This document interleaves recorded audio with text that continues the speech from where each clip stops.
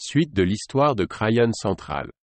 Les raisons pour lesquelles ce carrion a été appelé « Central » sont dues à son emplacement, initialement, près du siège de la Compagnie centrale des vapeurs à Casablanca, à partir de laquelle de nombreux premiers résidents cariens ont eu recours aux déchets de carton, de fer blanc et de bois pour construire des granges mobiles.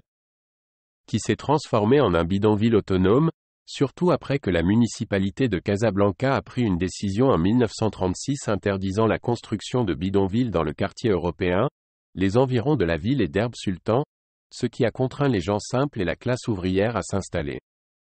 Notamment pour rechercher un bidonville refuge non loin de la zone industrielle d'un Sebaa et de Roche Noire.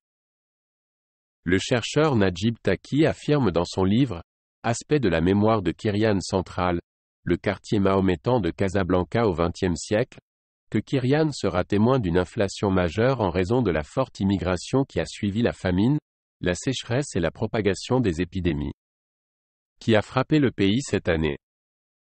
Malgré la forte opposition des intérêts de protection, le Centra se divisera en nouveaux Kirians qui porteront les noms de ses propriétaires fonciers, tels que Kraïon Bouaza, Kraïon Khalifa, Kraïon Ould Lassen, et les noms des propriétaires de ces terres, comme c'est le cas de Kraïon Alais, El Kamra et Jankir. À cela s'ajoute le fait que certains carians ont été empruntés au nom des lieux qui ont poussé sur eux, comme c'est le cas de Karian al-Karima et al-Rabah al-Jir, avant d'apparaître au fil du temps comme des carians symbolisant l'amertume. De la vie des habitants, comme Karian Laona la Faran la Mille, et Karian ils nous possédaient sans savoir ce qu'ils nous ont appris, en plus des noms inspirés des usines existantes dans la région, comme Karian Zaraba, Trochti, puis Al-Chabou, spécialisé dans l'industrie du ciment.